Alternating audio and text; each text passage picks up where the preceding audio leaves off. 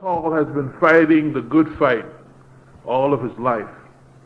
As a leader of our party, he has been unswerving in his commitment to the cause of the working class, the cause of socialism. That spirit of militancy that was present among those grassroots activists is a part of the very being of Gus Hall.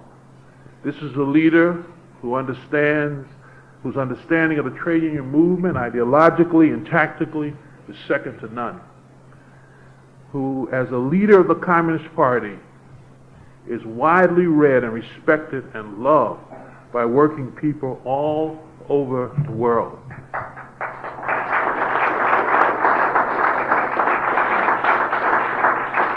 Gus's speech at the Portuguese Congress of the Portuguese Party, was a militant call for upping the ante in the class struggle in the worldwide fight against imperialism and for holding high the banners of socialism. He called for unity, and this was responded by a standing ovation of that Congress for Gus Hall.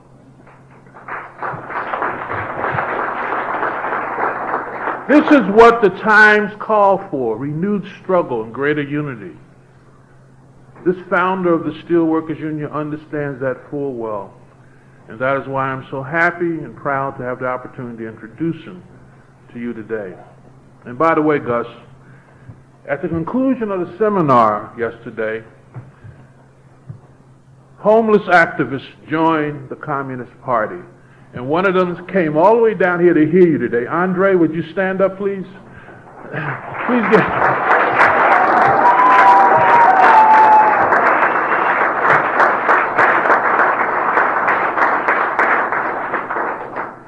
Chapter 2 will be very interesting.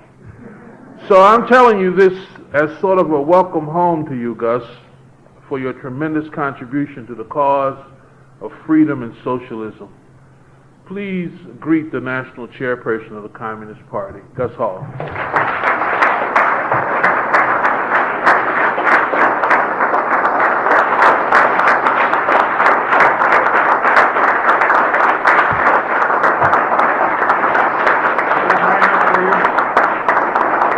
I think so. You can't put it higher.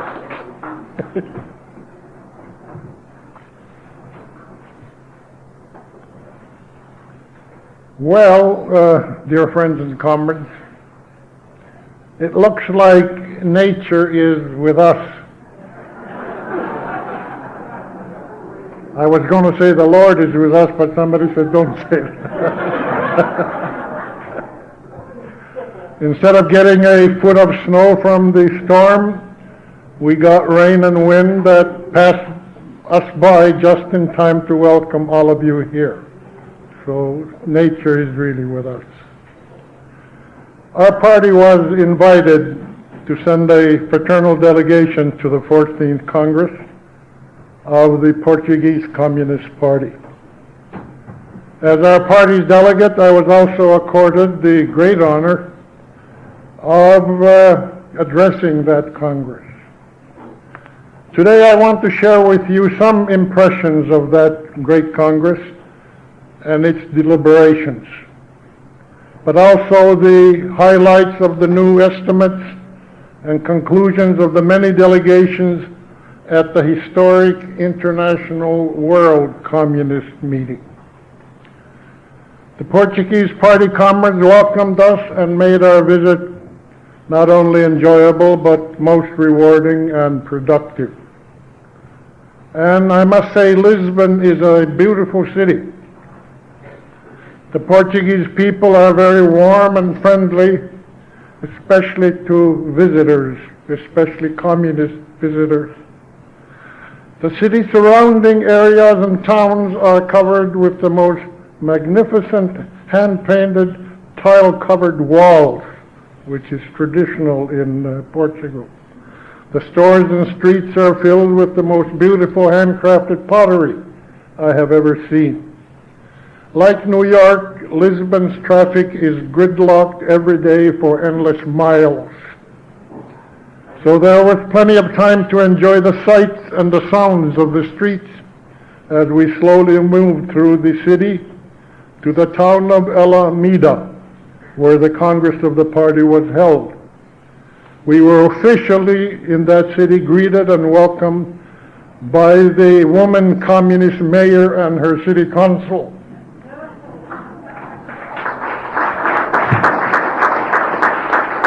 And my guess is that it's a city about the size of Yonkers or something like that. It's not a small little town.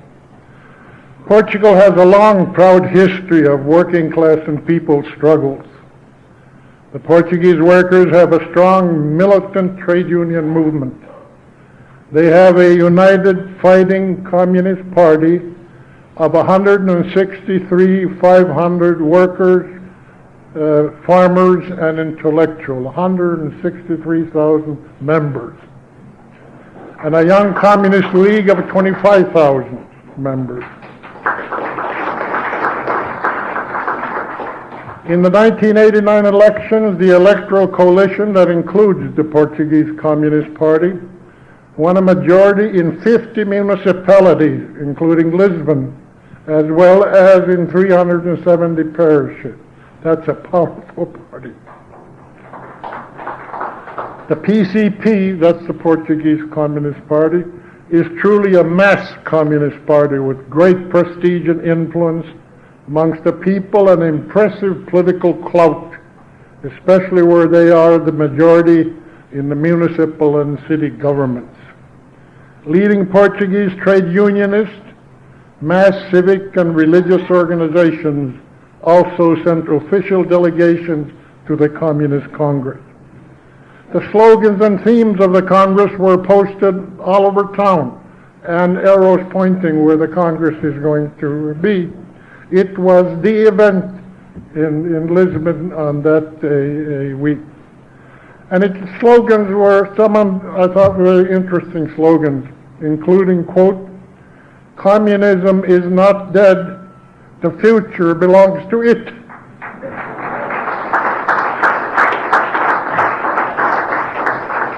And the Portuguese Communist Party, the party that Portugal needs, the Communist Party. And democracy and socialism, the future of Portugal. And unity of the working class and intellectuals was one of their slogans. The Congress laid to rest, I must say, all my worries about what I would find there. As we know, for over a year, especially in the United States, we have been bombarded by a worldwide massive propaganda campaign proclaiming the end of socialism and communism in the world. The monstrous U.S. propaganda machine daily grinds out story after story, announcing another collapse of a socialist country or another demise of a communist party wherever in the world. This propaganda mill grinds out the same story from every angle, and the conclusions are always the same, that the disintegration of the Soviet Union and the outlawing of the Communist Party of the Soviet Union were the beginning of the end of the socialist system and communist and socialist parties worldwide. We are being told over and over that not only the Soviet Union, but the world socialist system has finally failed, that the communist parties and the Marxism-Leninism are now superfluous and irrelevant. The overpaid pundits and capitalist ideologues are working overtime to convince the American people that we are now living in a post-communist era, an era that is ushering in the new golden age of world capitalism. Yeah, it deserves a laugh. The capitalist ideologues and mass media are busy writing books and articles proclaiming the end of class struggle and the demise of ideologies in general. These are some of the new big lies of the so-called New World Order of Bush. Although our party and its leadership have been in the forefront defending socialism and the world communist movement, still it was a great relief and a wonderful experience to witness the renewal of world communist unity and international solidarity. I was happy to be among the 56 world leaders of communist, socialist, and workers' parties and liberation movement who addressed the World Conference of Communist Parties. It was a history-making event. It was the first world gathering of leaders of so many communist parties since the collapse of the Soviet Union and the subsequent setbacks throughout the socialist world. The standing ovation and applause given to our party delegation was a recognition and an appreciation of the unwavering and leading role we have played in the world struggle against imperialism, opportunism, reformism.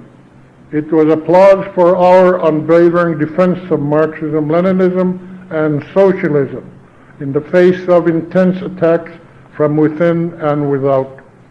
I have to be honest. I certainly did not expect communist parties to be dead or dying. I have to admit that I did half expect to find at least some of them suffering from the contagious virus as a result of the breakdown of the international ideological immune system. I am happy and relieved to be able to report to you that the international communist and liberation movements are very much alive, united, and fighting.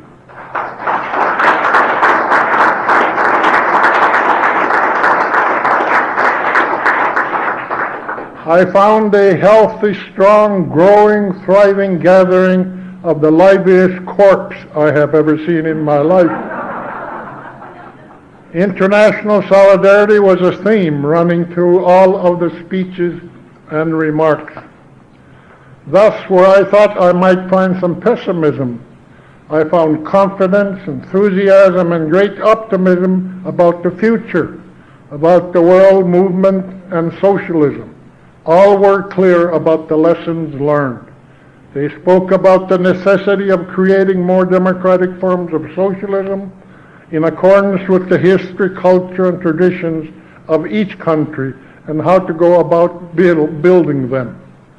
One of the most important impressions I got was that the negative effects from the setbacks in socialism, from the influence of the Gorbachev backward new thinking, from the damage of opportunism, reformism, and liquidationism is being reversed. It is Gorbachev's counter-revolutionary new thinking that is dead.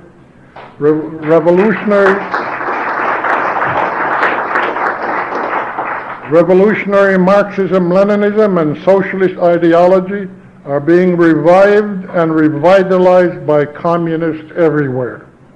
The parties have drawn the right conclusions. They have learned the lesson that the basic cause of the setbacks for socialism was not systemic, was not in the socialist system in the Soviet Union. The collapse, the crisis, and setbacks were the result of human error. That's saying it nicely. The result of wrong policies of the leadership. The root cause was the dastardly betrayals of the Gorbachev, Shevardnadze, Yakovlev, Yeltsin, and Gaidars.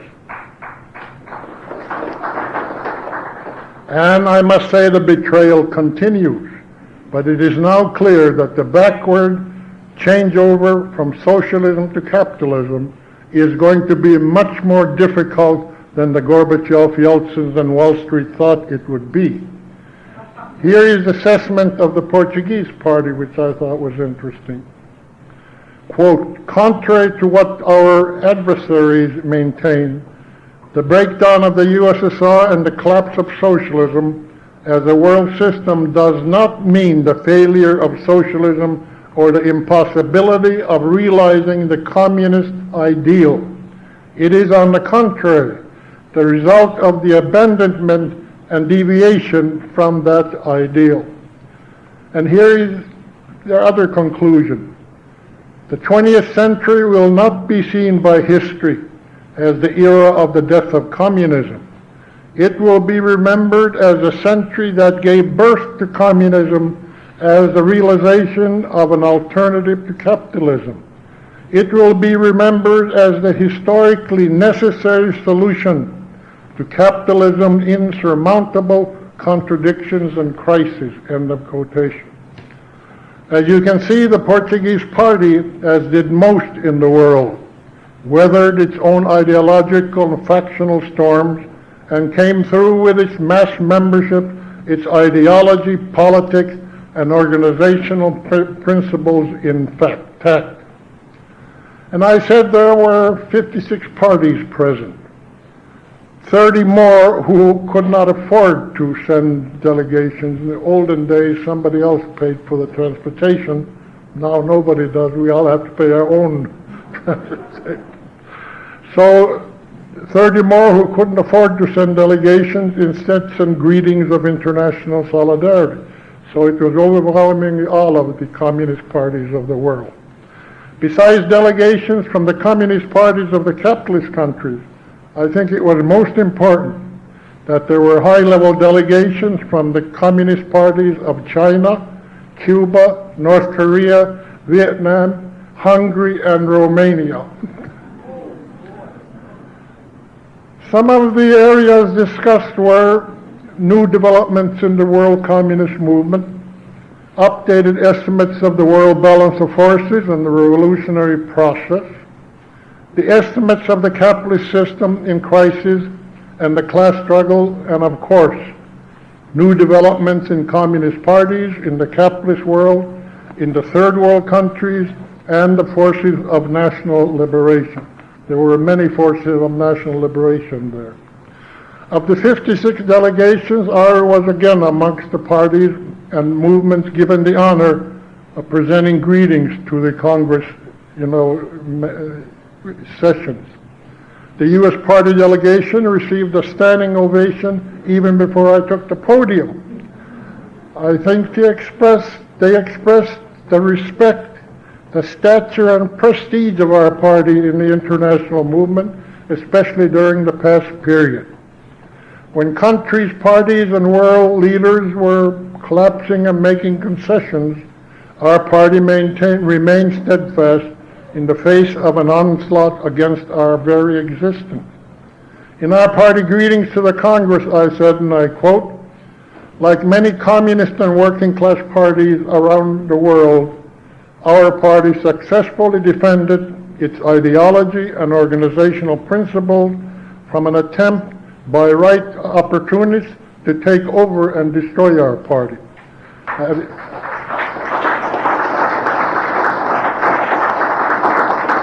At our 25th National Convention last year, our party reaffirmed its unwavering commitment to a working class, Marxist-Leninist revolutionary and inevitable socialist path. And I concluded in those greetings, there is no way civilization can for long postpone or forever evade the socialist stage of its development. Capitalism has no long-range future.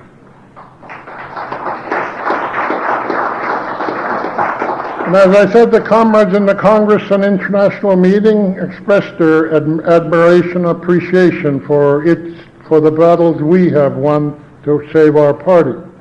And in so doing, the CPUSA made important ideological and political contributions to the world movement. In the greetings I brought from our party, I tried to show that despite every human, material, technological, and environmental advantage, U.S. capitalism is now in the process of a new qualitative, fundamental downward shift in the foundations of its economic structure.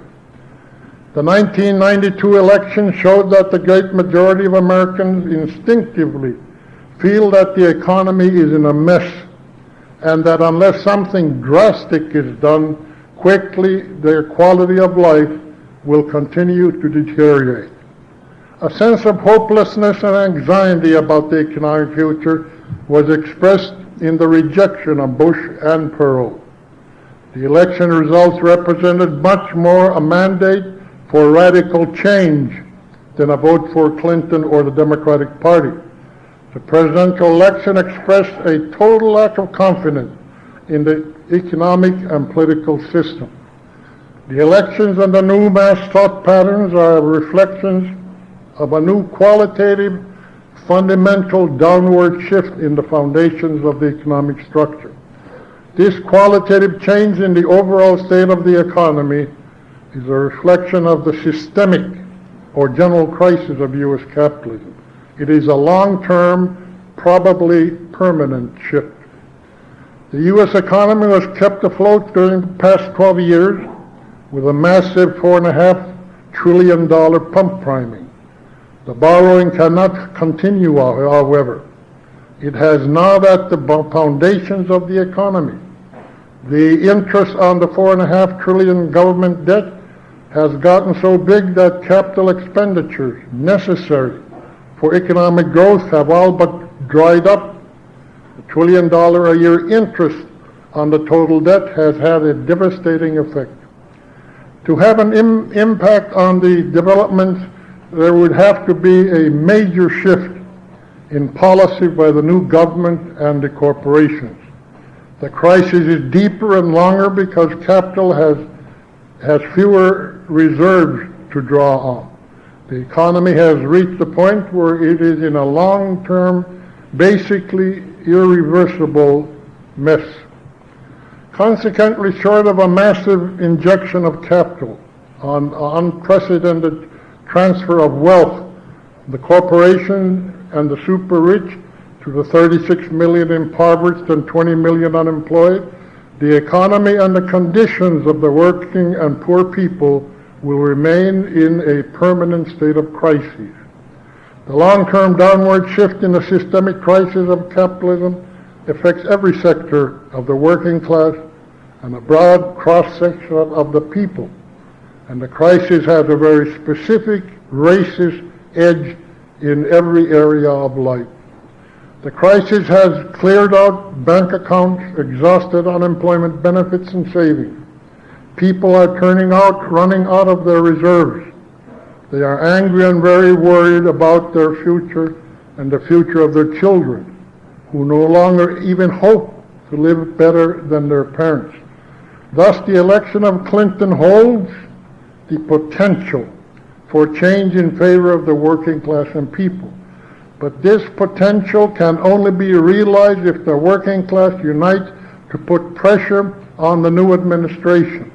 Otherwise, it will respond to the pressures now being applied by the rich and powerful. On the international scene, these are some observations, assessments and conclusions I came to about the world situation. They are the result of very full 4 days of meetings, discussions, day and night, speeches and exchanges with many leaders and delegations from around the world. I didn't have one meal that wasn't related to a meeting. That's how we do things in these international gatherings. Today the world is being pulled in two opposite directions. The class forces and the people's movements are making advances in the process of the revolutionary renewal and revitalization of socialism.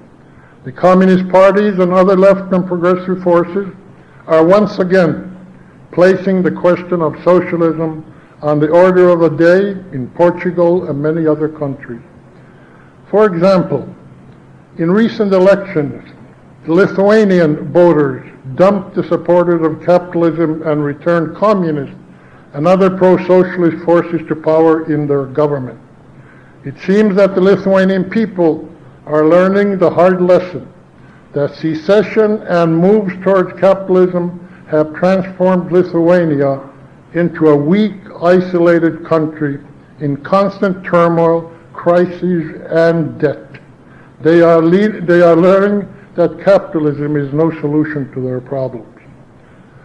Only a few days ago also, which our paper I think made very little about, 60% of the voters in the Yugoslav Republic of Slovenia, which is not, in the struggle, it's on a sideline, also elected, 60% elected communist positions of power in their government, which is a new development. And of course now Russia. In spite of Yeltsin's decrees, his demagogic manipulations and groveling to capitalism, the just concluded Congress of the People's Deputies dealt a body blow to the fast track of capitalism. They rejected Yeltsin's choice of Gaidar, the capitalist architect, as prime minister.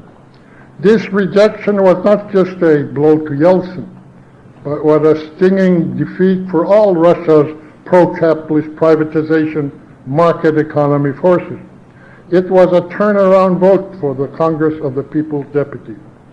Yeltsin, in his headlong rush to capitalism last week, received encouraging phone calls all of a sudden within 2 days. Phone calls of support from Bush, Reagan, Kohl, Major, and Mitterrand. But to no avail, the Russian parliament voted enough is enough. The deputies also rejected 2 key resolutions, one that would have officially declared the Soviet Union broken up into a confederation of independent states, and an attempt to remove the phrase, to remove the phrase socialist legality from the Constitution. The capitalist voters obviously want capitalist legality, not socialist legality in the Constitution, but they voted it down. After the resounding defeat, Yeltsin accused the Congress of creeping coup, and he walked out, asking his followers to join him. Out of 1,041 deputies, only 150 followed him out of that Congress.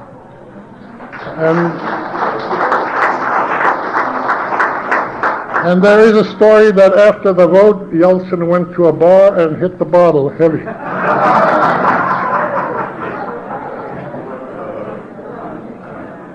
It's obvious that the anti-Yeltsin resistance is growing both inside and outside the parliament, in the halls of the Congress and in the streets where demonstrations are expressing their anger at the deepening crisis and Yeltsin's disastrous road to ruin. The pro-socialist forces, including the movement to restore socialism and recognize the Communist Party, resistance is gaining in numbers and strength. We must also take note of the important decision by the Russian Constitutional Court. The case against the Communist Party of the Soviet Union was an attempt to permanently criminalize and illegalize the Communist Party. The court ruled that the local organizations, the clubs of the Communist Party of the Soviet Union, have a legal right to exist, to organize, and function as political parties. I think it's a big victory. On the other hand, the court also ruled that the national organization of the party does not have a legal right to exist or to own property. It is ironic that even in the United States, after a long legal and political battle, the American people have the legal right to belong to a Communist Party USA. Just as the splintering of the Soviet Union into separate, isolated parts was meant to destroy socialism, so this court decision is meant to prevent the reorganization of the party of socialism into a unified and powerful force with a national organization and national leadership. To get around this legal maneuver last week, former members of the Communist Party of the Soviet Union organized a new party that will challenge the reactionary forces now in power. We can now say that in all the ex-socialist countries, support for the anti-socialist elements is declining as the people learn the lessons and draw the necessary conclusion. This is a turn towards socialism. And most important, we have to keep in mind that the socialist countries of China, North Korea, Vietnam, Laos, and Cuba, who, by the way, were all represented at the World Conference by high-level delegations, give the ultimate lie to the death certificate issued by capitalism. The gathering of parties and movements in Lisbon was an important expression and demonstration of the regrouping, renewal, and revitalization of the world revolutionary movement and the revolutionary process. It is back on the communist, Marxist, Leninist track. The communist parties are more and more united and active in mass struggles and in the class struggle. They are participating in the leading broad people's movements. They are building coalitions and unity of workers, farmers, and intellectuals. In the third world countries, the communist parties have become an ever more powerful force in the struggle against world imperialism and in the struggle for socialism. For example, the Communist Party of India, Marxist called, now has 600,000 members. That's a big party. Therefore, all in all, the forces of socialism are alive and growing. The forces of opportunism, reformism, and factionalism are disappearing from the world scene. The world is moving in a progressive direction. The Portuguese Party put it in this way, I think it was interesting. In spite of serious problems confronting it, the communist movement is alive. Learning from life, renewing itself, it continues to be essential for the revolutionary overthrow of capitalism. Today, the strengthening of solidarity and cooperation amongst communist and all progressive forces is more imperative than ever. End of quotation. On the other hand, the forces of world reaction, led by U.S. imperialism and monopoly capital, are pushing the world in the opposite direction. We are now beginning to see clearly the ugly, brute force side of the New World Order and the warlike arrogance of the "we are the only superpower" concept. The new imperialist U.S. foreign policy is called, interestingly enough, officially, quote, aggressive humanitarian interventionism, end of quote. This is like calling murderers and thieves humanitarian. But that's its official title. The Bush administration is putting this policy into operation in U.S. military bases around the world. It is sending the U.S. troops to clear supply lines for food supplies, and at the same time setting up military support bases from which to mount aggressive intervention anywhere in the world. Washington needs Somalia as a base in the oil-rich Middle East and Africa. It is part of the U.S. design to recognize the world using the United Nations as an umbrella under which it legalizes its aggressive action. Such, quote, humanitarianism missions to feed starving people will help Clinton rationalize such foreign intervention into the American people who are more eager to feed the hungry and the homeless in the United States.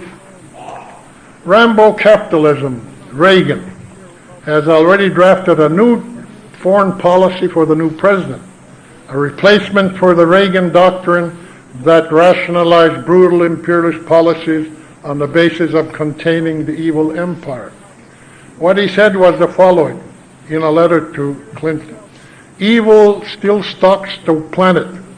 We must use nothing less than a human velvet glove backed by a steel fist of military power to enforce humanitarianism through a permanent UN army conscience led by the United States, end of quote. Can you believe that? He advised Clinton that, quote, aggressive humanitarianism provides the opportunity for the world's armies to redefine their missions, end of quote. Of course, he means imperialist armies' mission. Operation Restore Hope really means to restore U.S. domination of the world with a steel fist. It means to impose the New World Order on every region of the world, just as Operation Desert Storm was really for the purpose of securing U.S. oil resources in the Persian Gulf under the humanitarian guise of challenging the annexation of Kuwait and protecting the Iraq people from Hussein.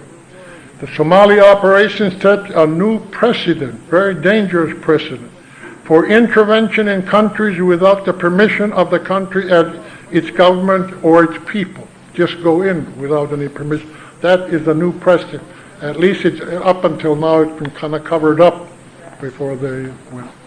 The demand must be that the political forces in every country have the sovereign right to come together to decide their own future, to establish or strengthen their own government, free from the dictates of U.S. imperialism. The demand must be the total immediate withdrawal of U.S. military forces from Somalia as soon as the so-called humanitarian mission of guaranteeing supply routes for food and medicine is over. The immediate challenge for the world peace and progressive forces is how to separate the mission of operating supply routes and guaranteeing delivery of food and medicine, while at the same time exposing and underlying policies of imperialist intervention and military takeover. The CIA and the Pentagon ideologues are coming up with new code words to fit the aggressive design of the new interventionist policy, such as code word cover-up like, quote, this is a quote, giving new meaning to the Cold War concept of containment. In this, containment is the operative code word. Or, quote, the United States may have to take over countries as protectorates or trusteeships, especially in cases where it is deemed by the United States that anarchy, violence, and lawlessness threatens their neighbors or the world, end of quote. Here, protectorates and trusteeships are the operative code words. The CIA, the Pentagon, and Washington are pushing the idea that the United Nations is not organized or financed. Of course, the U.S. doesn't pay dues. In a way that allows it to act decisively to mount major military operations, and that therefore the United States will have to step in under UN auspices. That's an official document. There is a growing list of countries that the imperialist insiders have their evil eyes on. They consider these countries utterly incapable of sustaining themselves, end of quote. The list so far includes Yugoslavia, Somalia, Liberia, Cambodia, Haiti, Sudan, and many others are in that list. They are laying the groundwork for gaining a foothold in these countries to establish military support bases from which to launch, quote, aggressive intervention under one humanitarian guise or another.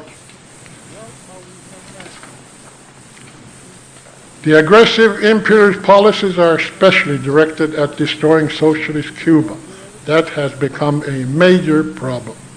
Socialist Cuba is a special feature, a special target of these new policies. U.S. imperialism can't stand the fact that socialism exists just 90 miles from our shores. In the case of Cuba, the concepts of protectorate and trusteeships are especially threatening. Humanitarianism and policies of intervention are exact opposites. They are like oil and water. They don't mix. There cannot be humanitarian intervention because imperialism is never interested in feeding people for the sake of life, saving lives. The new U.S. interventionist policy is aimed to reestablishing total world domination, gaining new footholds in all parts of the world. It is becoming clearer by the day, that the disappearance of the Soviet Union and Warsaw Pact nations as a bulwark against world imperialism and a new world order has made the world a more dangerous place, especially for the third world countries and liberation movements in the capitalist world. There are many negative side effects of this new world order, of aggressive interventionist policy. Believe it or not, Gorbachev and Kohl, together in a joint statement, called these policies the basis for, quote, new advanced civilization, end of quote. Policies of imperialist aggression can never be the basis for a new advanced civilization. This can be clearly seen in the new imperialist trade pacts like the North American Free Trade Agreement. They are all new instruments to establish U.S. economic dominance through lower wages, cheap resources, evasion of taxes, and an easy path for U.S. capital exports. These imperialist trade pacts are written by and for U.S. monopoly corporations. They are anti-working class and anti-union. They are set up to pit workers of one country against workers of another country as to whom will make the most concessions in wages and job safety. They are trade pacts of maximum corporate profits. That is a new level of international labor solidarity, and that is why a new level of international labor solidarity is necessary. The negative side effects of the new so-called advanced civilization stretch from Brooklyn to Berlin. In Germany, roving bands of neo-Nazi skinheads, mainly from the old West Germany. That's important to emphasize, because this propaganda tried to say that they're from the old East Germany. And that's not, 90% they say is from West Germany, these bands.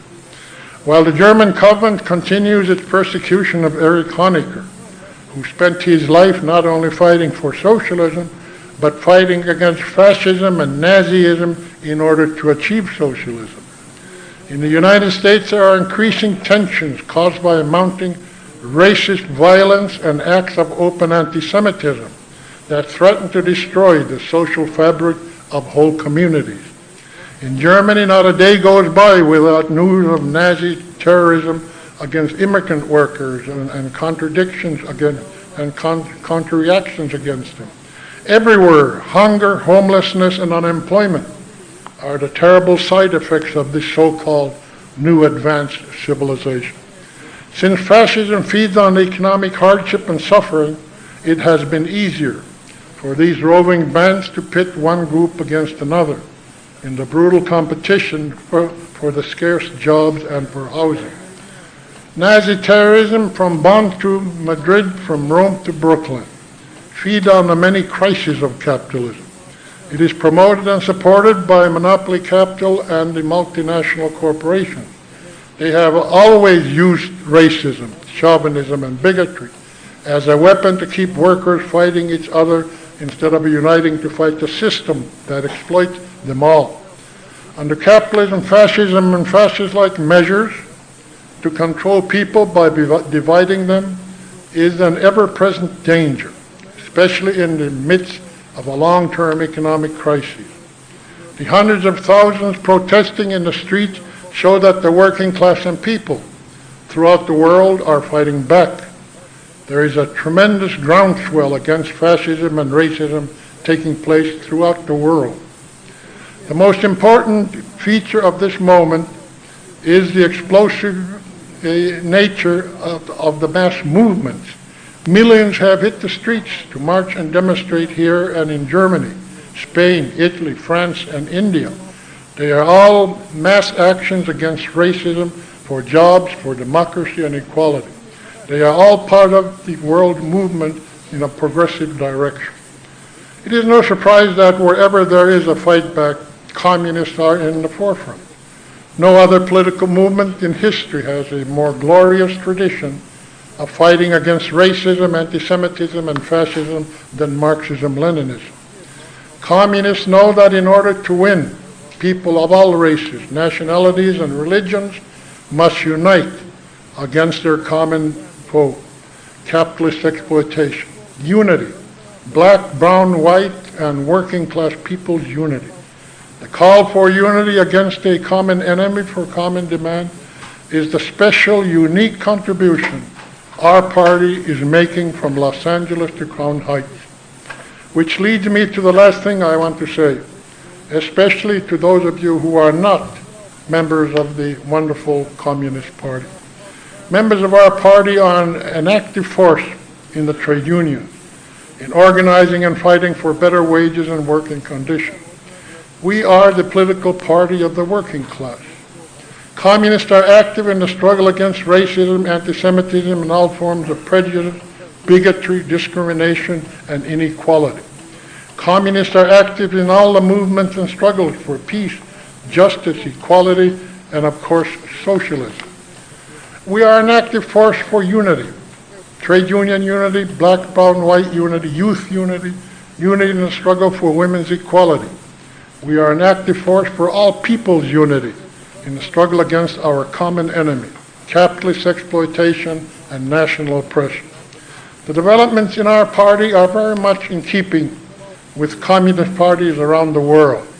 We are active, we are united, we are growing, but we have to be honest, we cannot yet say we have a party membership of 160,000 or a YCL of 25,000. But we will get there, there's no question about that.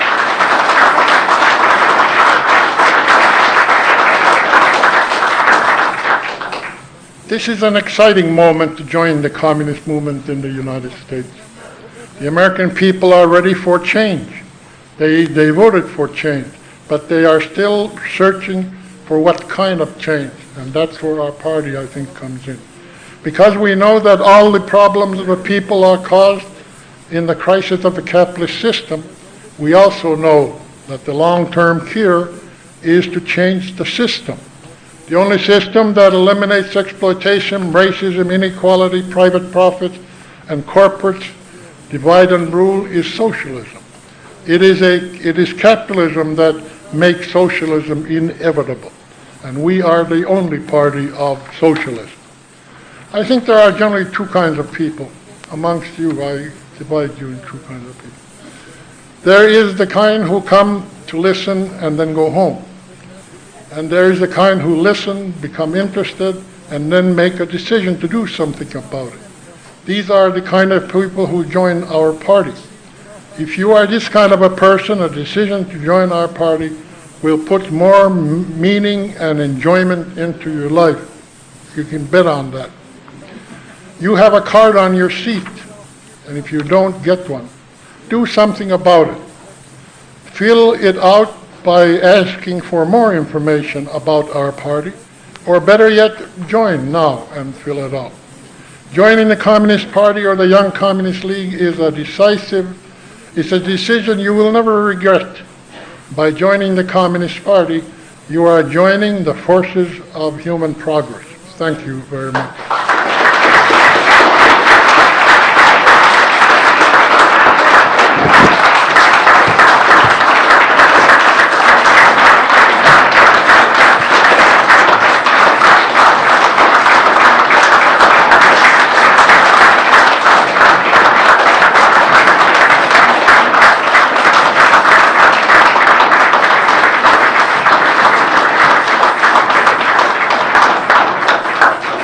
Besides an application card, I think there's paper there if you don't have.